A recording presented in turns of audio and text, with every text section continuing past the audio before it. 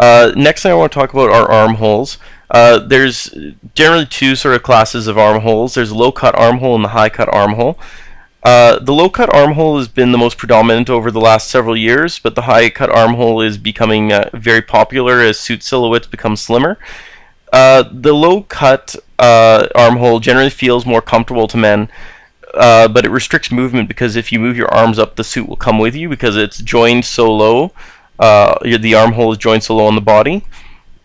Looking at the high cut armhole, it lets you have a little bit more freedom of movement because the armhole is very, very close to your armpit, and it helps to cast a sharper silhouette because the sleeve is joined higher up the torso. In my personal experience, because I've sold suits for a long time, men who try the higher cut armhole usually complain that the suit doesn't fit properly because they aren't used to having the armhole cut so close to their body. So if you put on a high cut armhole garment for the first time, you may notice that it doesn't feel as comfortable as some of the other garments that you try on, and that it does take a little getting used to. But after you wear them, for a few days, you don't even notice a difference at all. But if you do feel discomfort and you don't feel pulling anywhere else, it's probably just because of the high cut armhole in the suit. Moving on to the next slide. Next thing I want to talk about are pockets, and I've got three types of pockets here to show off. The first is the flap pocket, and by that I mean that there are flaps covering up the front pockets here, and it's the most common one that you're going to see. The next one I want to show you is the jetted pocket, and basically there are two jets that cover the pocket. Are around the entrance to the pocket. There's not going to be any flap or anything over it. It's considered a bit more formal to have a jetted pocket, and you'll often see it on a tuxedo where clean lines are considered important. It's also called the slit pocket, I should mention. And the third pocket is the patch pocket. The patch pocket's considered a little bit more casual than the other two. You usually won't see it on suits unless they're a very casual suit. However, in very, very, very fashionable circles, I've been seeing them more recently. With these pockets, the pocket is being sewn onto the suit fabric instead of being concealed in it like the other two are, where the pocket is inside the fabric. And then, of course, almost every suit is going to have the breast pocket for your handkerchief or your pocket square. And the most common style is what's called a welt pocket, where it's got a little patch of fabric sewn on here, detailing where the pocket entrance to the pocket is. Your suit's pockets are going to come sewn shut when you buy your suit, and that's designed to keep its virginal shape. I recommend not opening them unless you're going to be using them. The standard for when you take it to a tailor is for them to open them, so you may have to request that they don't open the pockets if that's what you want. The only pocket I recommend using is the breast pocket for your handkerchief. Putting stuff in your other pockets down in the front, wallets, keys, or whatever, causes them to bag out, and you're going to have your suit looking much older, much faster than if you just leave them shut. Instead, what I recommend is carry a nice bag or put things into your inner pockets. And moving on, I also wanted to talk about inner pockets. When it comes to inner pockets, if you open up your suit and you look inside of it, you should have at least a left and right breast pockets, which are on the inside up here. And then on more expensive suits or suits that are higher quality, you should also have a pen pocket next to the left breast pocket. And down at the bottom here, you're going to have a card pocket. You'll occasionally see flaps or buttons that cover the inside breast pockets. And especially that's something you'll see on a higher quality suit. Moving on to the next slide. Slide 10. Okay, this isn't really meant to be an in-depth look at any of these fabrics, but just an intro to give you sort of an idea of what fabrics you'll see out there. When it comes to suits, the most common fabric is wool. It's a really good all-rounder fabric. Drapes nicely, it's good for most seasons, and it wears really well. It's really good at regulating temperature, so it can be worn in lighter versions in the summer, and then if you want, you can wear an all-season suit in the winter, or you can wear a heavier wool suit in the winter as well. There's also linen. Linen's really good for hot temperatures. Is really good for casual suits in the summer. It does wrinkle really easily, and so sometimes you'll see it blended with other fabrics to keep it from wrinkling so easily.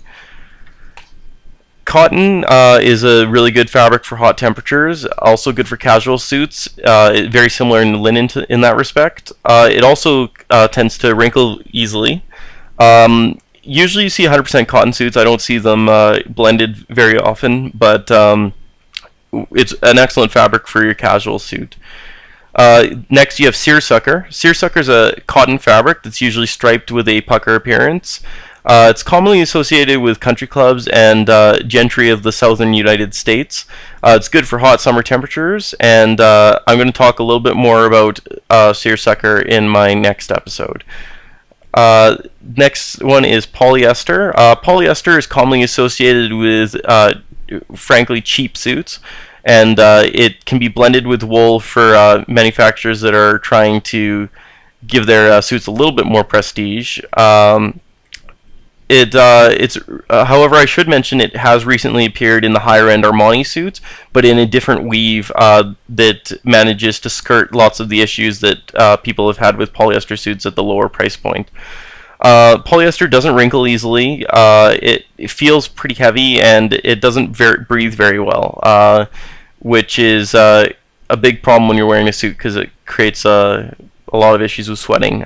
You'll hardly see polyester in suits at all anymore, even at the lower end, just because it's gotten sort of a bad name in suiting, and most people would rather pay a little bit more and use wool and just charge a bit more. However, as I said, it has appeared in the higher end Armani suits in a different weave, which is surprising for me when I first saw it, but I've tried them on and they drape really nicely and they feel great. So then the other thing I want to talk about is fabric blends. You're going to see a lot of different fabric blends on the market. One that is really common right now is elastane, being used in suits to give it the fabric extra stretch. I've seen occasionally nylon in suits to add durability or different texture. Occasionally I've seen silk or cashmere blended with wool to give the fabric different properties. So you're going to see a lot of different fabric blends. If you do look at the fabric blend and you're not too sure about it, ask the associate in the store or somebody else knowledgeable that you know, just to see what the effects of having that fabric blended are. For example, wool and cashmere is going to be a little bit hotter, and depending on the ratio of cashmere to wool, it could pill a little bit. But those are things to be aware of when you're buying a brand new suit. Moving on to the next slide, I wanted to talk very specifically about wool quality. Well, most people know that a wool suit is generally higher quality than polyester. Not as many people know about all the differences in wool quality. I'm going to address another episode in depth to wool quality, but I do want to talk in this episode about the super number. The very important thing I want to emphasize here is that super number is not the thread count. When you look into buying a suit, you might hear some numbers being thrown around like super 100s wool or super 120s wool. There's some confusion here because a lot of guys are familiar with things like 400 thread count bed sheets or 100 thread count shirts. And I just want to reiterate, to be clear, super 100s does not refer to the thread count of the suit. So this number is confused by a lot of people, including in some style manuals I've looked at, which is just shameful. But I'm going to try and clear everything up here the best that I can. So if it's not about the thread count, then what is what does it mean when a suit is super 100s? Well, first of all, if it says super, that means that it's 100% wool. That's what the super means. It used to mean that it was one of the finest qualities of wool, but the super name has sort of just come to refer to 100% wool now. Then the higher the number is, the finer the wool that is being used to make the suit. So what that means is that the higher the number is, whether it goes from hundreds, super 100s to super 140s or what have you, the higher the number is, the smaller the diameter of the wool. And that's it. That's all it means. A higher number does not even mean that the fabric is higher quality, because there are a lot of other factors to consider. It just means that they were using a finer quality wool. Companies have caught on to this, how people are becoming more knowledgeable about the super number, and they promote it heavily when trying to sell a suit. So you may see a suit that's promoted as Super 130s wool or Super 120s, but that doesn't necessarily mean that you're getting a great steal if you find it a good price, because the manufacturer may just be trying to use that wool to sell more suits. So just something to be aware of. There are a lot of other ways of measuring the quality of wool. So if you are looking for a high quality everyday work suit, what do you want the super number to be? Generally for a work suit, anything between Super 100s and Super 130s at the top end is considered a good, hard-working luxury wool.